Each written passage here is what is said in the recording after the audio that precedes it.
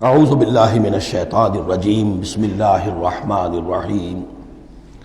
اب اس کے بعد یہ بڑی عظیم آیت جو آئی ہے توحید کی، اور اس کے بعد یہ بھی اپنی جگہ بڑی عظیم آیات ہیں حکمت اور فلسفہ دین کے اعتبار سے۔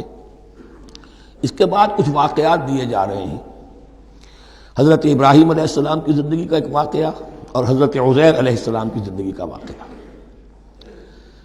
الم تر الی الذی حاج ابراہیم فی ربہ ان آتاہ اللہ الملک، کیا تم نے دیکھا اس شخص کو جس نے کہ محاجہ کیا تھا، مناظرہ کیا تھا، حجت بازی کی تھی ابراہیم سے، اس وجہ سے کہ اللہ نے اسے بادشاہی دی ہوئی تھی۔ نمرود، یہ ذہن میں رکھیے کہ نمرود اصل میں لقب تھا، کسی کا نام نہیں تھا، جیسے فرعون مصر کے بادشاہوں کا لقب ہے۔ فرعونہ، نماردہ جو ہے یہ عراق کے بادشاہ تھے، بیبیلونیا۔ تو حضرت ابراہیم کی پیدائش بھی شہر ار میں ہوئی تھی، کہ جو بیبیلونیا کا ایک شہر تھا عراق کا، اور وہاں بادشاہت تھی نمرود کی۔ جیسے فرعون نے مصر میں دعویٰ کیا تھا اپنی بادشاہی کا اور اپنی خدائی کا، اور یہ ہے سیاسی بادشاہی، یہ نہیں کہ ہم نے دنیا پیدا کی ہے، مطلب یہ کہ اختیار مطلق ہمارے ہاتھ میں ہے، ہم جس چیز کو چاہیں غلط قرار دے دیں، جس چیز کو چاہے صحیح قرار دے دیں۔ یہی ہے اصل میں خدائی اختیار ہاتھ میں لے لیا۔ اللہ کا حق ہے تحلیل و تحریم، کسی شے کو حلال کرنا، کسی کو حرام قرار دینا، اختیار واحد اللہ کے ہاتھ میں ہے۔ جس شخص نے بھی اپنے ذمے لے لیا، قانون سازی کا اختیار لے لیا اللہ کے قانون سے آزاد ہو کر، وہی طاغوت ہے، وہی شیطان ہے، وہی نمرود ہے، وہی فرعون ہے۔ تو اس نے، وہ نمرود نے کہا، محاجہ کیا، اس قال ابراہیم ربی الذی یحیی و یمیت، میرا رب تو وہ ہے جو زندہ کرتا ہے اور مارتا ہے۔ قال انا احیی و امیت، انہوں نے کہا میں بھی کر سکتا ہوں۔ اس نے جیل سے 2 قیدی منگوائے، دونوں کنڈیمڈ تھے، اور ایک کی گردن وہیں اڑائی اور ایک کو کہا جاؤ معاف، دیکھو میں نے جس کو چاہا زندہ رکھا اور جس کو چاہا مار دیا۔ حضرت ابراہیم نے دیکھا کہ یہ کٹ حجتی پر اترا ہوا ہے، تو الاجوبۃ المسکتہ، جواب ایسا دیا جانا چاہیے کہ جو اس کو چپ کر دے۔ قال ابراہیم فإن اللہ یأتی بالشمس من المشرق فأت بها من المغرب، حضرت ابراہیم نے فرمایا اللہ تو سورج کو نکالتا ہے مشرق سے، اگر تو خدائی کا مدعی ہے تو نکال کے دکھا اسے مغرب سے۔ فبہت الذی کفر، تو مبہوت ہو کر رہ گیا وہ کافر، اب اس کے پاس کوئی جواب نہیں تھا۔ واللہ لا یہدی القوم الظالمین، اور اللہ ظالموں کو ہدایت نہیں دیا کرتا۔ ہدایت تو نہیں ہوئی، چپ ہو گیا۔ لیکن چپ کیا ہوا؟ اس کے بعد تو فیصلہ ہوا کہ انہیں آگ میں جھونک دیا جائے۔ او کالذی مر علی قریۃ وہی خاویۃ علی عروشها، یا پھر اس شخص کے واقعے کو ذرا یاد کرو، کیا تم نے نہیں دیکھا کہ جس کا گزر ہوا ایک بستی پر، اور وہ اوندھی پڑی ہوئی تھی اپنی چھتوں پر۔ اگرچہ مختلف تفاسیر میں مختلف آپ کو شاید اس کی تعبیرات ملے، یہ اصل میں ہوا ہے کہ جب نمرود، جس کا نام تھا بخت نصر، نیبوکیڈنیزر، اس نے 586 قبل مسیح میں، حضرت مسیح سے 586 قبل، اس نے حملہ کیا فلسطین پر۔ دیکھیے عراق اور فلسطین کی، اسرائیل کی اور عراق کی اس وقت بھی سب سے بڑی دشمنی ہے آپس میں، وہی دشمنی جو ہے 2500 سال پرانی بھی ہے۔ اس نے، وہ نمرود بابل، نیبوکیڈنیزر جس کا نام تھا، اس نے حملہ کیا، 12 لاکھ کی آبادی تھی، 6 لاکھ کو قتل کیا، اور 6 لاکھ کو بھیڑوں بکریوں کی طرح ہانکتا ہوا قیدی بنا کر لے گیا۔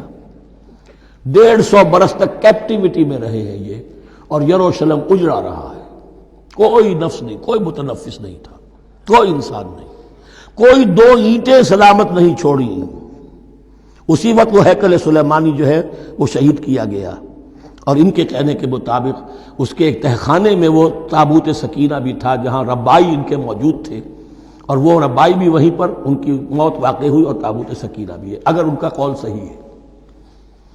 تو جس زمانے میں یہ اجڑی ہوئی بستی تھی، حضرت عزیر علیہ السلام کا گزر ہوا، انہوں نے دیکھا کوئی متنفس نہیں، تو انہوں نے کیا کہا، قال انا یحیی ھذہ اللہ بعد موتها، اللہ اس بستی کو اس کے اس طرح مردہ اور برباد ہو جانے کے بعد کیسے زندہ کرے گا؟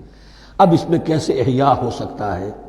دوبارہ کیسے اس میں لوگ آ کر آباد ہو سکتے ہیں؟ اتنی بڑی بربادی، اتنی تباہی، کوئی متنفس نہیں، کوئی 2 اینٹیں سلامت نہیں۔ فَأَمَاتَهُ اللَّهُ مِئَةَ عَامٍ ثُمَّ بَعَثَهُ، تو اللہ نے اس پر موت وارد کر دی 100 برس کے لیے اور پھر انہیں اٹھایا۔ قَالَ كَمْ لَبِثْتَ، سوال کیا کتنے عرصے رہے ہو یہاں۔ حضرت عزیر جو ہیں، چونکہ جو رینائسنس ہوا ہے تاریخ بنی اسرائیل میں، اس کے نقیب، اس کے اصل جو بنیاد ہے وہ یہ ہے۔ انہوں نے پھر اصلاح کی، جو زوال ان میں آیا تھا اخلاقی اور دینی، پھر یہ اٹھے کمر کس کر جب اللہ تعالیٰ نے یہ مشاہدات کرا دیے، اور پھر جا کر وہاں تبلیغ کی اور دعوت کی دی، اور وہ ان یہودیوں کے اندر جو کیپٹیوٹی میں تھے انہیں پھر اصل دین کی تعلیم دی، روح دین کو زندہ کیا، تو گویا کہ وہاں سے پھر ان کا احیاء ہوا ہے۔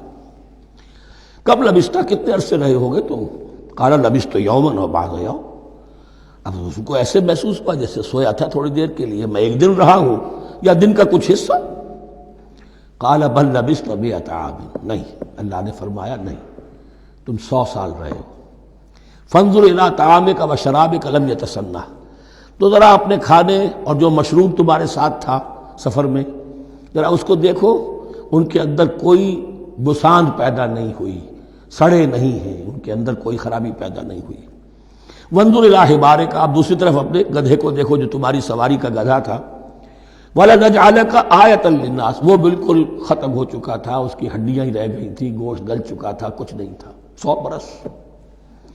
وانظر الی حمارک وَلِنَجْعَلَكَ آیَةً لِلنَّاسِ، اور ہمیں تو بنانا ہے تجھے ایک نشانی لوگوں کے لیے، یعنی خود اے عزیر تمہیں ایک نشانی بنانا ہے، اور تمہیں نشانی بنانے کے لیے یہ نشانی ہم تمہیں دکھا رہے ہیں تاکہ یقین جو ہے، یقین کامل تمہارے اندر پیدا ہو جائے۔ وانظر الی حمارک ولنجعلک آیۃ للناس وانظر الی العظام، اب دیکھو ان ہڈیوں کو، کیف ننشزھا، کیسے ہم انہیں اٹھاتے ہیں، ابھارتے ہیں، وہ ہڈیاں خود ابری اور جڑ کر کھڑی ہو گئی۔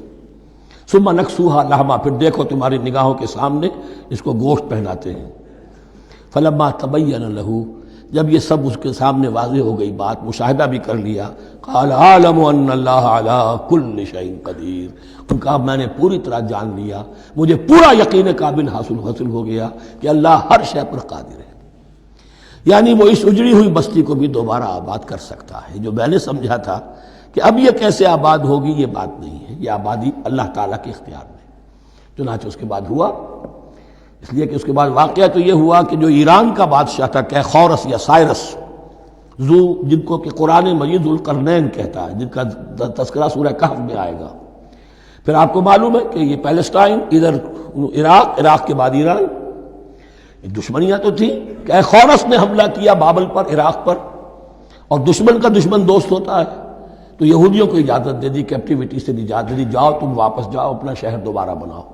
چنانچہ وہ گئے، اور پھر انہوں نے جا کر وہاں پر 136 سالوں میں ان کی دوبارہ جو ہے یہ بستی بسی، اور پھر یروشلم کو انہوں نے آباد کیا، اور پھر انہوں نے وہاں ہیکل سلیمانی دوبارہ بنایا، جس کو وہ سیکنڈ ٹیمپل کہتے ہیں۔ وہ سن 70 عیسوی میں ٹائٹس رومن جنرل کے ہاتھوں تباہ ہوا تھا، جو اب تک تباہ ہوا پڑا ہے۔ 1927 برس سے ان کا کعبہ زمیں بوس ہے، یہ نوٹ کر لیجئے اس بات کو۔ اسی لیے آگ لگی ہوئی آج دنیا بھر کے یہودیوں کے دلوں میں۔ اب تو ہماری حکومت ہے وہاں پر، ہم اپنا یہ جو بھی کچھ یہاں پر اس احاطے میں بنا دیا گیا ہے سب کو ختم کریں گے اور اپنا ہیکل سلیمانی بنائیں گے۔ اس کے بلو پرنٹس بن چکے ہیں، نقشے بن چکے ہیں، ہر چیز تیار ہے۔ بس کسی دن کوئی ایک دھماکہ ہوگا، کوئی بم جو ہے کہیں پر پلانٹ کیا جائے گا، خبر آ جائے گی کہ کسی فینیٹک نے کہیں وہاں پر جا کر رکھ دیا، جیسے ایک فینیٹک گیا تھا مسجد الخلیل میں اور 70 مسلمانوں کو شہید کر کے خود بھی اس نے خودکشی کر لی تھی، اور ڈاکٹر تھا، امریکن ڈاکٹر گولڈسٹین۔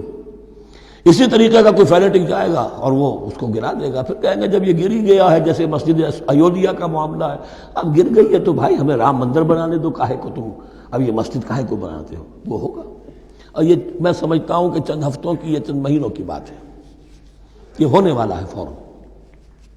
صدق اللہ العظیم۔